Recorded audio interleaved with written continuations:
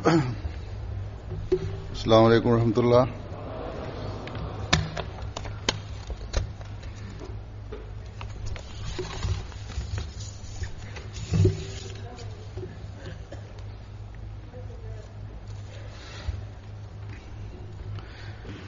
أشهد أن لا إله إلا الله وحده لا شريك له وأشهد أن محمدا عبده ورسوله أما بعد فأعوذ بالله من الشيطان الرجيم بسم الله الرحمن الرحيم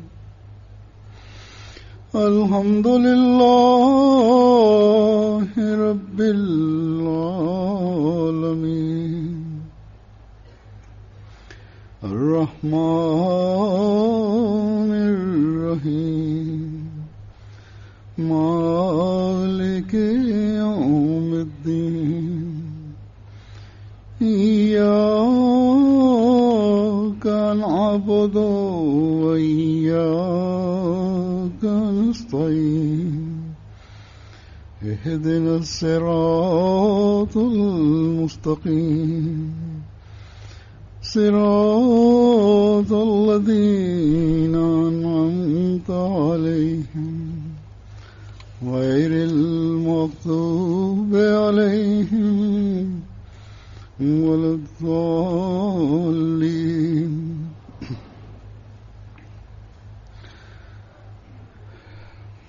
अल्लाह ताला के फजल से जमात अहमदिया ऑस्ट्रेलिया का जलसा सालाना शुरू हो रहा है. Dengan karunia Allah Subhanahu wa taala, jemaat jalsa salanah jemaat Australia tengah dimulai. Dan di jalsa ini saya mendapat taufik setelah 7 tahun. Jalsa salanah ini pondasinya kurang lebih 123 tahun yang lalu Hazrat Masih Maud alaihissalatu wassalam yang telah meletakkannya. Jalsah salanah pertama 123 tahun yang lalu dilaksanakan yang diadakan di Kadian, sebuah kota kampung kecil yang di dalamnya yang hadir hanya 75 orang. Hari ini jalsa ini sudah berkembang di berbagai belahan dunia, termasuk negara-negara besar dan juga negara-negara kecil. Negara kaya juga termasuk dalamnya dan juga negara miskin. Tidak ada benua besar di dunia ini yang tidak dilaksanakan, yang tidak diadakan jalsa ini. Sesungguhnya jalsa ini di seluruh pelosok dunia dan di satu negara telah dilakukan, karena sebagaimana Hazrat Masih Maud alaihissalatu wassalam bersabda bahwa jalsa ini jangan dianggap pertemuan biasa manusia, tapi ini adalah merupakan jalsah yang merupakan pondasinya untuk menegakkan tauhid ilahi. Pondasi jemaat ini Allah Subhanahu wa taala telah letakkan dengan tangannya sendiri. Dan di dunia pelaksanaan jalsah hanya bukan sekedar pertemuan orang, berkumpulnya orang, bahkan adalah merupakan bukti kebenaran Hazrat Masih Maud alaihissalatu wassalam, merupakan bukti tentang kebenaran jemaat Ahmadiyah, merupakan merupakan bukti sempurnanya nubuatan Rasulullah sallallahu alaihi wasallam. Sabda firman Tuhan, wa akharina minhum lamma yalhaqu bihim, yang dengan tanda yang agung sempurna dengan kedatangan dengan jalsah ini. sabda Hazrat Masih Maud alaihi salatu wassalam. Jadi pondasi daripada jemaat ini yang diletakkan oleh tangan sendiri, tidak hanya sekedar ucapan belaka, tetapi hari ini sabda itu bersama hari baru, setiap hari baru untuk kebenaran Hazrat Masih Maud alaihi salatu wassalam, pertolongan Allah terus diperlihatkan. Pemandangan pertolongan Allah terus diperlihatkan. Orang-orang meminta tanda bukti kebenaran Hazrat Masih Maud alaihi salatu wassalam. Kalau mata itu tidak tertutup, kalau hati tidak tertutup oleh parda, maka untuk kebenaran Hazrat Masih Maud alaihi salatu wassalam, pelaksanaan jalsah ini yang diadakan di mana-mana itu merupakan dalil yang sangat besar. Jalsah yang hanya 123 tahun yang lalu diadakan di kota kecil Qadian, hari ini di semua benua-benua besar diadakan. Di dunia, di benua ini pun juga diadakan, dan di negara ini pun juga, di kota-kota besar, di kota ini pun juga diadakan, yang jauhnya ribuan mil dari sana. Dan ribuan laki dan perempuan, anak-anak ikut serta di dalamnya. Dan jalsa ini kurang lebih sebulan yang lalu dengan penuh keagungan diadakan di kota besar, di ibu kota negara yang sudah lama di memerintah Hindustan, yang sebagian dari pemimpin para padri yang kepada Hazrat beliau alaihi salatu wassalam, mereka tarik ke pengadilan, tetapi di negara itu para pemimpin negara-negara itu, pimpinan negara-negara itu, sampai padri dari negara itu pun juga, mereka itu tanpa mengakui tidak bisa, bahkan bahwa amanat Jemaat Ahmadiyah itu adalah merupakan amanat untuk menyatukan bangsa-bangsa. Cinta, kasih sayang, dan merupakan amanat persaudaraan. Amanat ini hendaknya sampai ke seluruh dunia, berkembang hendaknya di seluruh dunia. Begitu juga Amerika yang merupakan kekuatan besar dianggap di dunia. Para aparat pemerintahnya pun juga dengan datang di jalsahnya dengan memberikan amanat, dengan mereka itu terpaksa mengatakan bahwa amanat Islam yang hakiki,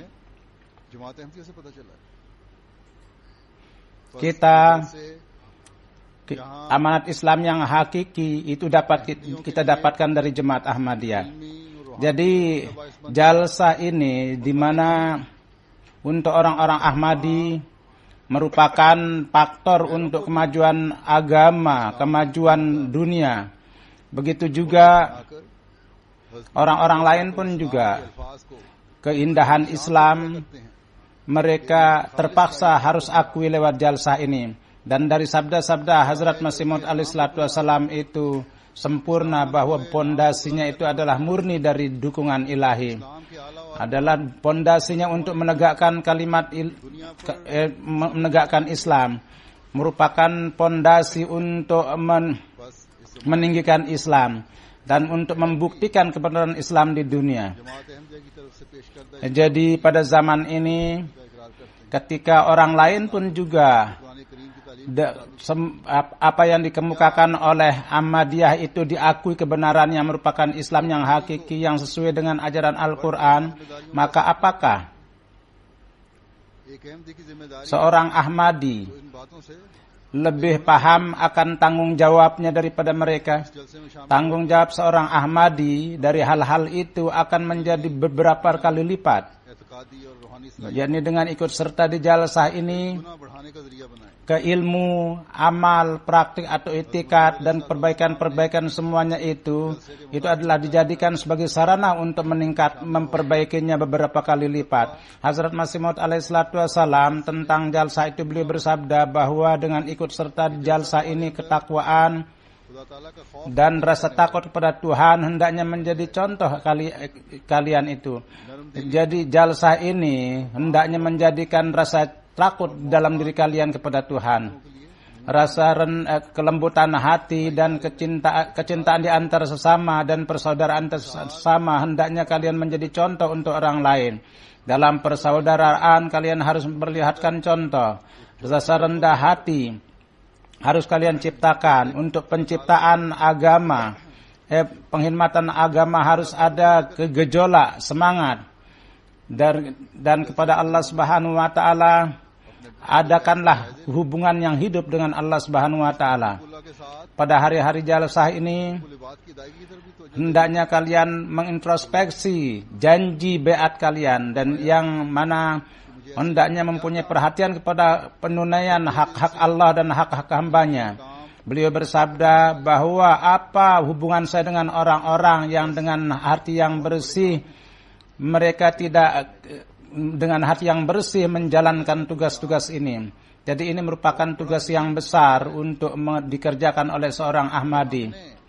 Hazrat Masih Maud alaihissalatu wassalam, beliau datang dengan misi yang sangat besar.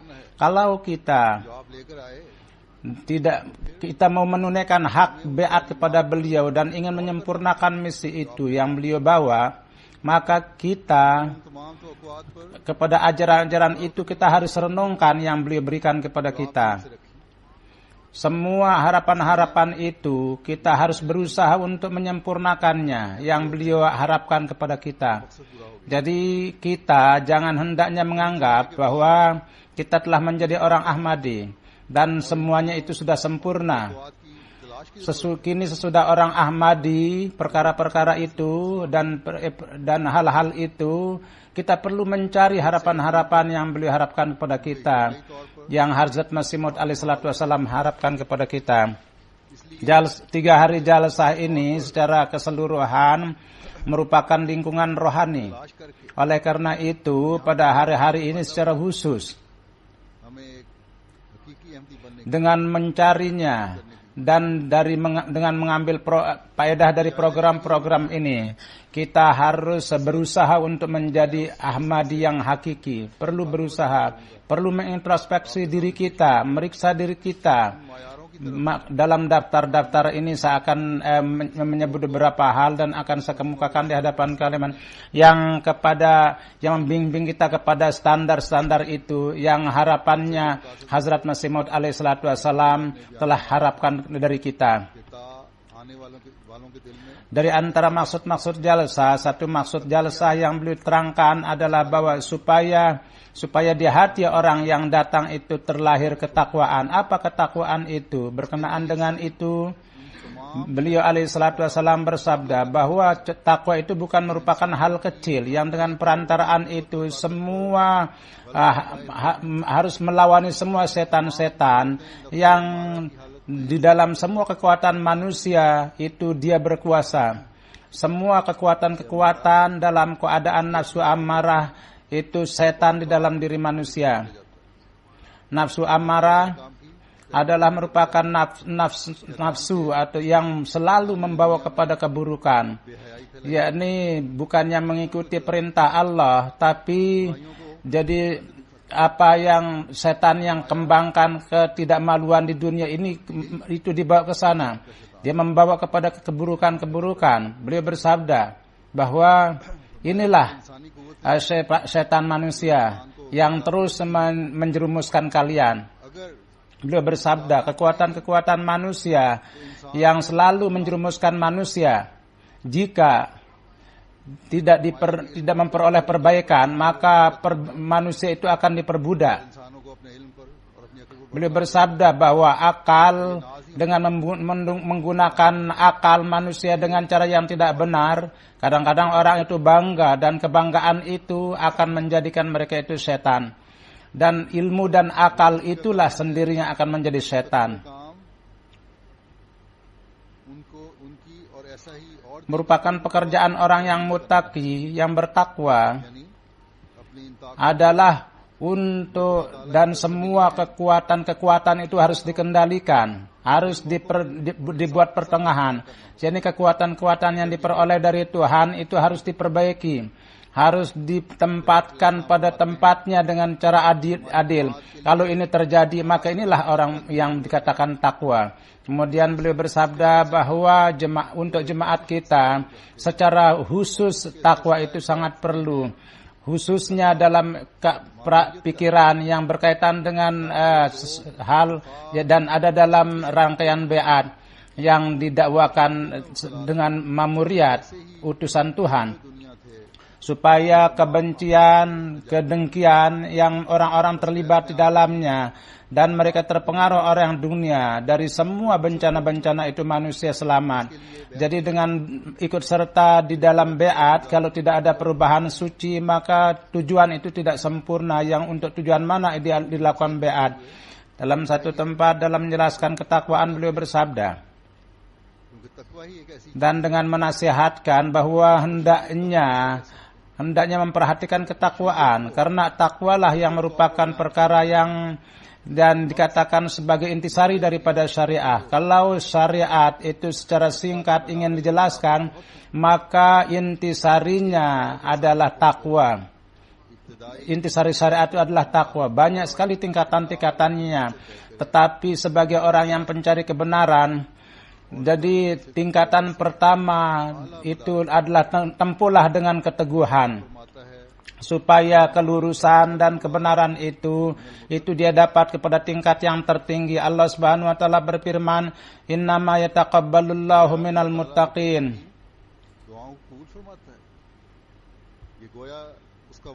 Seolah-olah Allah Subhanahu wa taala menerima doa orang-orang yang bertakwa. Ini merupakan seolah-olah janjinya, dan di dalam janjinya itu tidak ada yang menentang janji itu. Dia tidak melanggar janji. Innallaha la yukhliful mi'ad. Jadi di atas dasar mana syarat untuk pengabulan doa, syarat yang merupakan syarat yang tidak diingkari, dan manusia yang, maka apakah orang yang tidak berjalan pada ketakwaan lalu mengharapkan pengabulan doa, itu suatu hal yang tidak mungkin. Setiap orang yang harus berjalan di atas jalan takwa supaya dia dapat merasakan kelezatan daripada pengabulan doa. Kemudian beliau bersabda,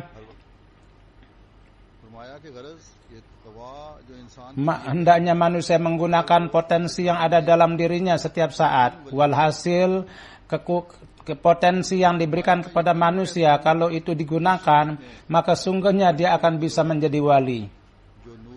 Bersabda bahwa saya katakan dengan seyakin-yakinnya bahwa di dalam umat ini banyak sekali orang-orang yang punya kekuatan yang dengan nur dan kebenaran, dia penuh dengan nur dan kebenaran. Oleh karena itu seorang jangan hendaknya menganggap dirinya jauh dari kekuatan itu. Apakah Tuhan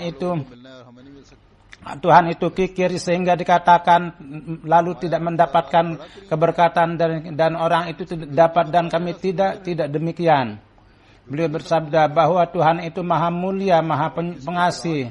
Kasih sayang itu seperti lautan yang tidak pernah habis. Dan orang yang mencarinya itu dan orang yang memintanya tidak akan pernah mahrum dari itu. Oleh karena itu kamu hendaknya pada malam hari bangunlah, berdoa kepada Tuhan dan mintalah karunia-Nya. Di dalam setiap solat banyak sekali kesempatan berdoa, ruku, berdiri, dalam keadaan sujud. Kemudian dibaca 5 kali solat itu, zuhur, asar, maghrib, isya, dengan mencapai kemajuan itu, kemudian meningkat kepada tahajud dan asrak. Ini adalah merupakan kesempatan untuk berdoa. Kemudian dalam berkenaan dengan ini Allah Subhanahu wa taala berfirman untuk tujuan salat itu adalah doa. Beliau bersabda, tujuan salat itu adalah untuk doa, dan memohon berdoa kepada adalah merupakan sesuai dengan kehendak ilahi. Misalnya kita secara umum melihat apabila anak itu menangis dan dia memperlihatkan kegelisahan, maka betapa anak ibu dengan gelisah memberikan susu. dalam ketuhanan, itulah seperti itulah ikatan itu. Di antara Allah dan Tuhan seperti itulah ikatan itu yang setiap orang tidak bisa paham. Apabila manusia sujud di hadapan singgasana ilahi dan dia dengan sangat khusyuk dia meminta, dia mengemukakan tujuan-tujuannya di hadapan Tuhan dan meminta keinginannya di hadapan Tuhan, maka kasih sayang Tuhan itu akan bergejolak dan orang yang seperti itu akan dikasihani. Dan karunia Allah, karunia Allah pun menginginkan jeritan. Oleh karena itu di hadapan Tuhan itu harus dikemukakan mata yang menangis di hadapan Tuhan. Kemudian bersabda, kadang sebagian orang mengatakan bahwa ada orang yang mengatakan dengan nangis tidak didapatkan. Di kalangan orang-orang ateis, para pemuda pun juga ada terjadi hal yang seperti itu. Beliau bersabda, sebagian orang mengatakan bahwa di hadapan Tuhan menangis tidak akan ada artinya apa-apa. Ini adalah sama sekali salah, batil. Orang yang seperti itu dia tidak beriman kepada kekuasaan Tuhan. Kalau di dalam diri mereka itu ada iman yang hakiki, maka tidak akan ada berani mengatakan seperti itu. Kalau seorang datang kepada Tuhan dan dengan tobah yang hakiki dia datang kepada Tuhan, ini adalah merupakan syarat tobah yang hakiki. Jadi Tuhan yang pekerjaan itu suruh oleh Tuhan itu harus diamalkan. Kalau orang yang benar tobah kepada Tuhan dengan benar, maka jadi benar apa yang dikatakan oleh seorang bahwa dalam bahasa Farsi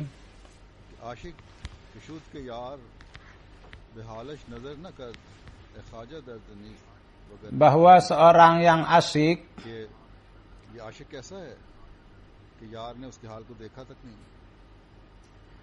bahwa jadi betapa seorang yang pencinta, jadi bagaimana dia seorang yang pencinta kalau seorang kekasih yang tidak melihatnya. Jadi karena di dalam diri kamu tidak ada rasa kasih, bahkan karena untuk pengobatan itu setiap saat Tuhan itu hadir. Jadi Allah Subhanahu wa taala menghendaki kamu hadir di hadapannya dengan hati yang bersih dan sesuai dengan, jadikanlah diri kalian sesuai dengan kehendaknya dan perubahan suci yang dikehendaki hadir di hadapan Tuhan ciptakanlah di dalam diri kalian. Maka saya katakan dengan sesungguhnya bahwa di dalam diri Tuhan itu terdapat kekuasaan yang aneh, yang unik. Tapi untuk mendapatkannya diperlukan mata kecintaan. Kalau ada kecintaan yang hakiki, maka Tuhan banyak mendengarkan doa dan akan memberikan dukungan. Kemudian dengan mengingatkan kepada rasa rendah hati bahwa untuk orang yang bertakwa itu merupakan syarat bahwa kehidupannya itu harus diliwatkan dalam keadaan penuh sederhana. Ini merupakan cabang daripada ketakwaan yang untuk tujuan itu harus menghadapi rasa marah yang besar. Banyak orang-orang arif, untuk orang-orang yang bijak itu adalah menghindar daripada kemarahan. Jadi keangkuhan dan takabur adalah dari marah. Dan begitu juga orang yang pemarah itu adalah merupakan orang-orang yang selalu pamer. Jadi marah pun juga adalah menciptakan rasa takabur di dalam diri manusia, dan akibat keangkuhan terlahir kemarahan. Karena kemarahan baru bisa jadi karena kemarahan terjadi manakala jadi apabila seorang itu menganggap dirinya besar dari orang lain. Saya tidak menghendaki bahwa orang-orang jemaatku di antara mereka menganggap diri mereka besar dari yang lain atau menganggap yang lain kecil atau menganggapnya enteng. Jadi seorang menganggap dirinya tinggi dari yang lain. Tuhan maha mengetahui siapa yang besar dan siapa yang kecil. Ini merupakan satu corak menghinakan yang di dalamnya menganggap orang lain kecil. Dan kalau ini ada dalam diri orang, maka akan mencari. Kalau hal ini terjadi, maka ini akan menciptakan kehancuran. Dan ini ketika ini besar, maka itu akan menjadi besar. Dan ketika menganggap yang kecil itu, orang kecil itu membesar, maka itu akan menghancurkan manusia. Kadang-kadang ada sebagian orang ketika bertemu dengan orang besar, dia dengan cara yang sangat sopan santun. Tetapi orang yang besar adalah yang mendengar kata-kata orang yang miskin dengan penuh perhatian dan memberikan perhatian kepada dan menghormati kata-katanya. Dan tidak ada herdikan, jangan keluar dari mulutnya, yang akhirnya menyakiti hatinya. Allah Subhanahu wa taala berfirman, "Wala tanabazu bil alqab, bi'sal ismul fusuq ba'dal iman." Ba'dal iman. Wa man lam yatub fa ulaika humul zalimun. Jadi janganlah kamu menuduh satu dengan yang pekerjaan ini adalah merupakan sesuatu keburukan. Ini yang orang-orang yang merupakan agama. Barang siapa yang menghardi orang, dia tidak akan mati apabila dia tidak akan mati kecuali dia ikut serta di dalam, yakni menganggap saudaranya itu hina. Dia tidak akan mati kecuali dia sebelum dia mendapatkan kehinaan itu. Apabila kalian minum air dari satu sumber air, maka siapa yang tahu bahwa dia lebih banyak meminum. Jadi semuanya itu dapatkan dengan karunia Allah. Maka siapa yang tahu siapa yang lebih banyak minum dari karunia itu. Jadi terhormat tidak dengan hal duniawi. Orang yang besar adalah di hadapan Tuhan adalah orang yang bertakwa. Inna akramakum indallahi atqakum innallaha alimun qadir. एक मौके पर जमात को नसीहत करते हुए आपने फरमाया. Kemudian pada kesempatan lain beliau dalam menasihatkan kepada jemaat beliau bersabda, Allah Subhanahu wa taala tidak menghiraukan siapapun juga, tetapi dia memperhatikan orang yang soleh. Ciptakanlah perdamaian dan kasih sayang di antara kalian dan perselisihan jauhkanlah. Dan semua saling membanggakan diri hindarilah. Dan karena mengolok-olok akan menjauhkan diri manusia dari kebenaran. Di antara sesama, hormatilah antara sesama kalian. Setiap orang hendaknya mengorbankan rasa amannya, rasa enaknya kepada temannya. Allah ciptakanlah perdamaian dengan Tuhan dengan arti yang besar. Jangan berkelahi dengan Tuhan. Jadi perbaikan yang benar adalah mengamalkan perintah-perintahnya dan menunaikan hak-hak hambanya. Dan kembalilah dalam itaat kepadanya. Dan kemarahan Tuhan tengah turun di bumi. Dan orang yang terhindar dari situ adalah yang secara sempurna dia tobah di hadapannya dan hadir di hadapannya. Ingatlah bahwa kalau di dalam firman Tuhan kalian ikuti dan dalam menolong agamanya kalian berusaha, maka Allah Subhanahu wa taala dia akan menjauhkan semua perlawanan dan kalian akan peroleh kesuksesan. Apakah kalian tidak melihat bahwa petani demi untuk tanaman yang baik, semua hal-hal yang tidak benar itu dia hilangkan. Dan sawahnya itu dia jadikan baik dengan pohon-pohon yang bagus dan pohon-pohon yang berbuah. Dan dia menjaga itu.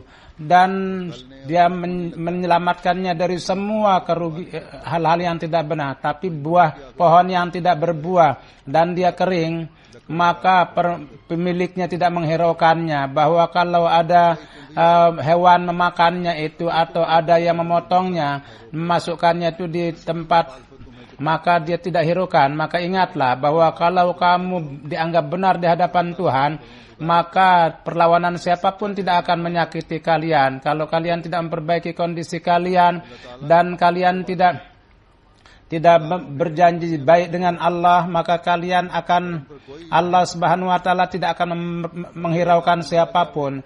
Setiap hari ribuan domba-domba disembelih tapi tidak ada yang mengasihaninya. Kalau ada seorang yang meninggal, maka betapa banyak pertanyaan-pertanyaan dan interogasi. Dan kalau ada orang meninggal, maka ada banyak orang yang menginterogasi. Namun ketika hewan mati tidak ada yang menghiraukan. Jadi janganlah seperti hewan anggap diri kalian. Kalau kalian menjadikan diri kalian itu seperti tidak, maka kalian keadaannya pun juga akan seperti itu. Maka kalian masuklah ke dalam kelompok orang-orang yang dikasihani. Jadi supaya lawan-lawan tidak ada yang dapat berani melawan kalian. Karena apapun di dunia ini tidak ada tanpa keizinan Tuhan. Setiap perselisihan di antara kalian, jauhkanlah dari diri kalian. Ini merupakan waktu.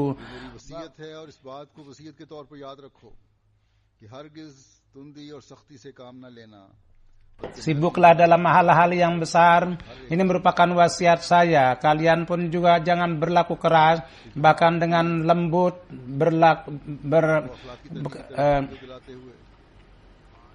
kemudian ke arah akhlak yang mulia, yang kemajuan akhlak. Beliau bersabda, Hazrat Masih Maud alaihi salatu wasallam bersabda bahwa oleh karena itu jemaatku sangat perlu maju dalam akhlak, karena al-istiqamah fauqal kiramah, yakni merupakan ungkapan yang masyhur. Ingatlah bahwa kalau ada orang yang berlaku keras padanya, maka sedapat mungkin jawablah dengan lembut, dan jangan sampai terjadi kekerasan di dalam diri manusia. Ini merupakan pelajaran apabila kita berikan kepada manusia, dan inilah standar untuk menegakkan keamanan di dunia, dan ini disukai di dunia itu. Tetapi hendaknya contoh pun dalam diri kita hendaknya terjadi seperti itu. Dalam diri manusia ada nafs, jiwa, ada 3. Contohnya amarah, lawamah, dan mutmainnah. Di dalam amarah itu manusia tidak bisa mengendalikan emosinya sebagaimana saya sebutkan, dan keluar dari perkiraan, dan dia jatuh dari akhlak yang mulia. Tapi dalam nafsu lawamah itu dapat dia kendalikan, dia mengutuk perlakuannya itu. Dikatakan, saya ingat sebuah ungkapan yang disebutkan oleh Sadi, bahwa ada seorang suci digigit oleh anjing, maka orang rumahnya melihat bahwa, maka ada seorang yang anak kecil yang lugu, dia mengatakan, kenapa Tuhan tidak menggigit anjing itu? Dia menjawab bahwa, nak, manusia tidak seperti anjing. Begitu juga manusia, apabila orang kotor itu mencaci makinya, maka hendaknya dia harus menghindar. Kalau tidak, maka dia pun juga akan menjadi anjing. Contoh anjing itu, orang-orang suci dicaci maki, mereka disakiti, tetapi mereka arid anil jahilin, yang menghindar dari orang-orang yang jahil, yakni manusia sendiri. Jadi manusia sempurna sendiri, Nabi kita Nabi besar Muhammad sallallahu alaihi wasallam itu disakiti dengan sangat keras, dan beliau dicaci maki dan tidak dihargai. Tapi wujud suci itu apa? Dalam perlawanan apa yang dia lakukan? Beliau berdoa karena Tuhan telah berjanji bahwa harus menghindari orang-orang jahil, maka kehormatan jiwa, maka kami akan menyelamatkan jiwa kamu, firman. Jadi orang-orang pasar tidak akan bisa menyerang engkau. Seperti itulah yang terjadi, bahwa para penentang Rasulullah sallallahu alaihi wasallam, kehormatan beliau tidak bisa dilawan, dan mereka itu jatuh di hadapan beliau, dan mereka itu hancur di hadapan beliau. Jadi ini merupakan sifat lawamah yang kadang-kadang dia memperbaiki dirinya dalam kehidupan setiap hari. Kalau ada orang yang jahil dan orang yang tidak benar mencaci maki atau dan seberapa kamu menjauhkan diri, menghindar dari itu, kamu akan menyelamatkan diri kamu. Dan seberapa kamu menghadapinya, melawannya, maka kalian akan menjadi hancur dan kalian akan menjadi hina. Jadi dalam kondisi nafsu mutmainnah, manusia itu mendapat kebaikan-kebaikan, dan selain Allah, dunia, dia sepenuhnya menjauh dari dunia. Dia di dunia ini seakan-akan sama dengan orang-orang dunia, padahal pada hakikatnya dia tidak ada di dunia. Di mana dia berada, dunianya lain. Di sana langit dan buminya itu lain. Dan kalau menciptakan langit dan bumi baru, untuk itulah Hazrat Masih Maud datang. Jadi kalau setiap orang di antara kita adalah dapat mengendalikan dirinya, di mana kita di dalam ikatan-ikatan kita, kecintaan dan kasih sayang itu meningkat, maka di sana jalan untuk pertabligan pun akan terbuka banyak. Dan sangat disesalkan, bisa dikatakan bahwa sebagian orang di antara sama hal-hal kecil terjadi perkelahian, percekcokan, dan di jalsah pun terjadi hal-hal yang seperti itu kadang-kadang. Dan semua perkara ini adalah merusak kesucian jalsah. Di sini pun juga saya dapat laporan. Dan ketika keluar pergi di tempat parkir, perkelahian lama itu kembali, ada urusan keluarga, mereka berkelahi, dan kesucian jalsa, lingkungan jalsa itu dia hancurkan. Dan ketika dia keluar dari sini, dia lupa untuk apa dia datang kemari. Dan hendaknya senantiasa ingat bahwa hanya di hadapan orang lain tidak ada bukan hanya itu saya ditekankan, bahwa di hadapan gairah harus sabar, bahkan di antara sesama pun juga. Al-Quran bersabda berfirman, ruhama bainahum, yakni antara kalian pun juga harus menciptakan kasih sayang dan harus lebih dari sebelumnya. Jadi ini sangat ditekankan sekali. Untuk itu hendaknya setiap orang di antara kita hendaknya harus mengintrospeksi diri sendiri. Jadi orang-orang yang ikut serta dalam jemaat beliau, yang berusaha mengamalkan ajaran beliau, itu beliau memberikan kabar suka kepada mereka bahwa Allah Subhanahu wa taala di dalam Al-Qur'an berfirman, "Waja'ilul ladzina tabauka fawqal ladzina kafaru ila yaumil qiyamah." Waja'ilul ladzina tabauka fawqal ladzina kafaru ila yaumil qiyamah. Ini janji yang membuat puas ini tidak hanya sekedar dengan Ibnu Maryam saja. Jadi dengan Hazrat Isa alaihissalatu wassalam saja tidak dengan itu, tapi saya memberikan kabar suka kepada kalian bahwa Ibnu Maryam yang datang atas nama Yesus Masih itu pun juga dengan kata itu Allah berfirman kepadanya. Jadi renungkanlah bahwa orang yang mempunyai ikatan dengan saya, janji agung ini dan kabar suka, ingin ikut serta dengan kabar suka yang agung ini, apakah mereka itu bisa terjadi yang sampai kepada tingkat nafsu amarah yang masih bangga dengan keadaannya? Tidak. Jadi orang yang menghargai janji ini dan tidak menganggap sabda saya itu sebagai cerita. Saya katakan kepada orang-orang itu yang mempunyai ikatan dengan saya, dan hubungan itu bukan hubungan umum, tapi merupakan hubungan yang sangat luar biasa, dan merupakan hubungan yang keadaan yang pengaruhnya bukan hanya zat saya, tapi sampai kepada orang-orang yang menyampaikan kepada saya kepada wujud yang agung dan membawa saya kepada. Saya katakan bahwa kalau pengaruh perkara ini hanya terbatas pada zat saya, maka saya tidak akan khawatir dan tidak akan hiraukan. Tetapi tidak hanya sampai di situ saja. Pengaruhnya adalah kepada Nabi kita Nabi besar Muhammad sallallahu alaihi wasallam dan akan sampai kepada wujud Tuhan yang suci. Jadi perkara itu kalian dengarlah bahwa kalau kalian ingin mendapat dari kabar suka ini dan dari kebenarannya itu kalian ingin dapatkan, dan kesuksesan besar itu akan kalian akan menang sampai hari kiamat kepada orang-orang kafir, para penentang. Jadi kesuksesan ini tidak akan diperoleh selama kalian tidak lewat dari nafsu lawamah kalian sampai kepada nafsu mutmainnah. Lebih dari itu saya tidak mengatakan sesuatu bahwa kalian punya ikatan dengan seorang yang datang dari Allah.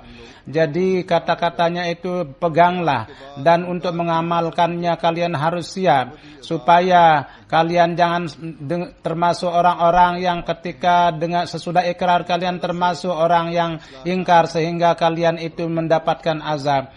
Kemudian beliau bersabda bahwa menghendaki perbaikan dengan Tuhan dan membelanjakan kekuatan ini merupakan cara iman. Di dalam hadis dikatakan bahwa barang siapa yang mengangkat Tuhannya dengan yakin, maka Tuhan tidak akan menolak doanya. Oleh karena itu mintalah dengan yakin dan niat yang baik. Inilah nasihat saya, bahwa menzahirkan akhlak yang baik dan adalah menzahirkan keramat. Kalau ada orang yang tidak ingin mengatakan saya tidak menjadi keramat, bahwa setan itu sudah menipunya.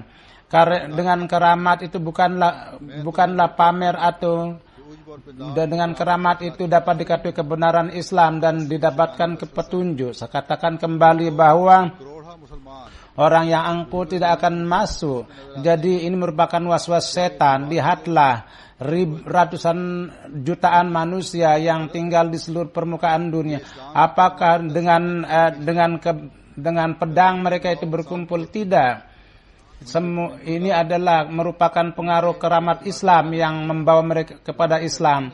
Dan dari semua itu ada satu keramat akhlak yang selalu sukses dalam setiap medan. Jadi orang-orang yang Islam itu adalah mereka itu melihat kebenaran orang-orang suci dan ada pengaruhnya, dan mereka melihat Islam itu dengan keindahan, bukan dengan pedang. Sebanyak orang-orang besar terpaksa mengakui bahwa ruh kebenaran Islam itu yang terpaksa membawa Islam kepada orang-orang lain, bangsa lain.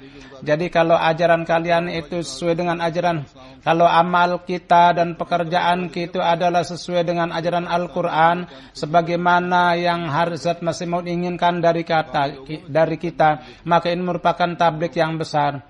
Jadi dengan berkembangnya orang-orang Pakistan tidak cukup, tapi jadikanlah orang-orang tempatan itu juga yang menjadi Ahmadi. Dan inilah tujuan daripada maksud jalsah yang besar.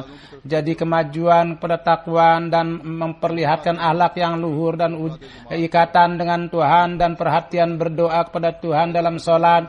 Inilah perkara-perkara yang warga jemaat secara pribadi juga dan hendaknya menyampaikan berkat pada orang lain, dan secara berjemaah pun juga hendaknya mereka dapat menyampaikan faedah kepada orang lain. Dalam kemajuan jemaat hendaknya kita ikut sertakan orang lain yang berusaha mencari kasih sayang.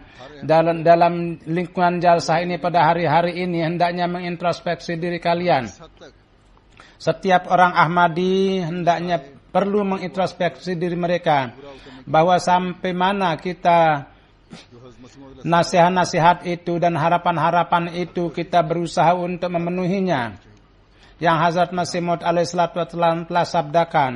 Dan upaya pun juga setiap orang Ahmadi harus berusaha bahwa kita dengan mengamalkan sebuah perkara itu, kita untuk jemaat Hazrat Masih Maud alaihissalatu wassalam, kita pun juga akan memperoleh menjadi pewaris dari doa Hazrat Masih Maud alaihissalatu wassalam. Pada hari-hari ini berdoalah kepada Tuhan dan ingatlah karunia-karunia Tuhan. Dia telah memberikan taufik kepada kita untuk ikut serta dalam jalsah ini. Jadi diberikan kesempatan untuk perbaikan kita. Kita berdoa supaya jangan ikut serta dalam kelompok orang yang tidak dapat karunia dari Allah. Bahkan ikut serta dalam kelompok orang yang mendapat karunia-karunia ilahi. Mudah-mudahan Allah Subhanahu wa taala beri taufik kepada semua kita bahwa pada hari-hari ini kita dapat mengambil berkat sepenuhnya dan kita menjadi pewaris dari doa-doa Hazrat Masih Maud alaihissalatu wassalam. Sesudah sholat, saya akan mensolatkan satu jenazah gaib yang Mukarramah Sayyidah Sabzadi, jenazah beliau yang adalah merupakan Sayyidah Amatul, merupakan muslimah, putra Hazrat Muslim Maud dan keluarga pada tanggal 30 September di Maryland dalam umur 95 tahun. Beliau adalah cucu Hazrat Masih Maud alaihissalatu wassalam, anak daripada Hazrat Muslim Maud. Begitu juga Hazrat Khalifatul Masih Salis, Hazrat Khalifatul Masih Rabi, yakni saudara Hazrat Khalifatul Masih, yakni bibi saya, dan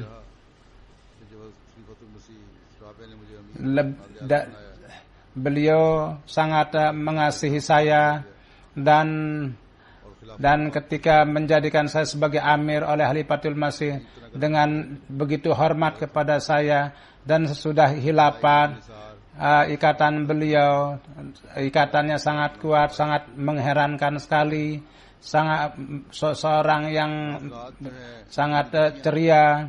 Mudah-mudahan Allah meninggikan derajat beliau.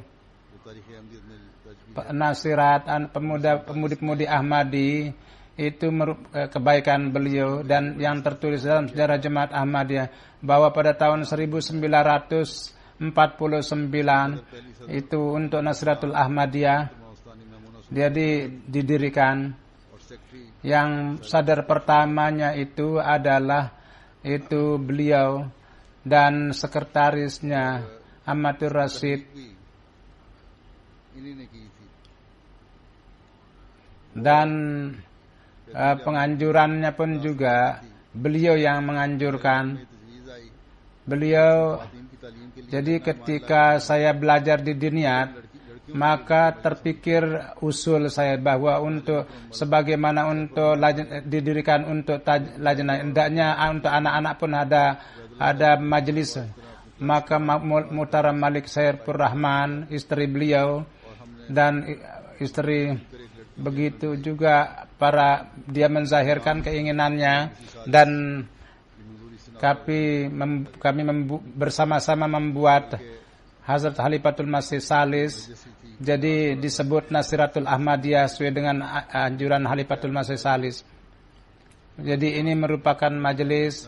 Jadi Khalifatul Masih Salis katanya, jadi para pemudi Ahmadi, jadi walhasil ustadznya, jadi dia mohon aja, dan Hazrat Khalifatul Masih Sani dia sebut Nasiratul Ahmadiyah, dan majelis ini berdiri, badan ini berdiri. Jadi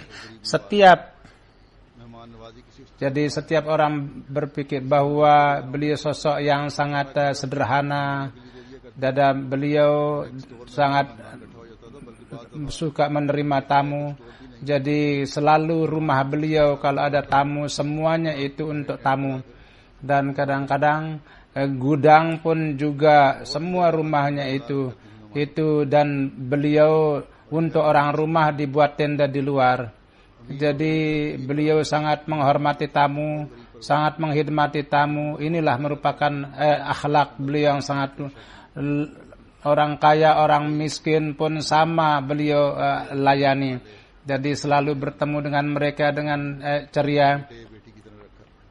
Dan banyak anak-anak beliau yang memelihara beliau, bahwa inilah pikiran mereka, bahwa beliau mendidik kami dengan memasukkannya ke sekolah-sekolah yang bagus, di rumah memberi makan, memberi pakaian yang bagus, dan makanan-makanan pun beliau sendiri yang memperhatikan. Banyak sekali anak-anak yatim, perkawinan beliau siapkan. Walhasil saya seperti orang-orang seperti itu tidak pernah, saya sangat kurang melihat orang yang seperti itu. Kalau di rumah ada orang yatim, ada tanggung jawab untuk melihara mereka, maka beliau pelihara seperti anaknya. Mudah-mudahan Allah Subhanahu wa taala meninggikan derajat beliau, dan Allah mengampuni beliau, dan Dr. Muslihu di Amerika semuanya. Mudah-mudahan anak-anak beliau pun juga itu dapat berjalan sesuai dengan bapak dan ibu beliau.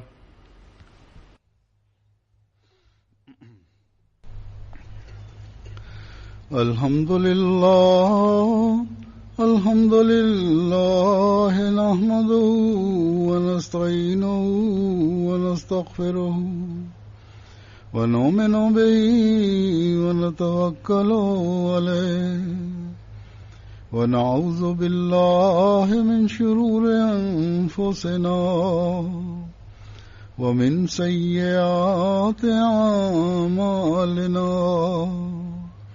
من يهده الله فلا مضل له ومن يضلله فلا هادي له ونشهد أن لا إله إلا الله ونشهد أن محمدا عبده ورسوله. عباد الله رحمكم الله، إن الله يأمر بالعدل والإحسان وإيتاء ذي القربى وينهى عن الفحشاء والمنكر والبغي يعظكم لعلكم تذكرون. اذكروا الله يذكركم وادعوه يستجب لكم ولذكر الله أكبر.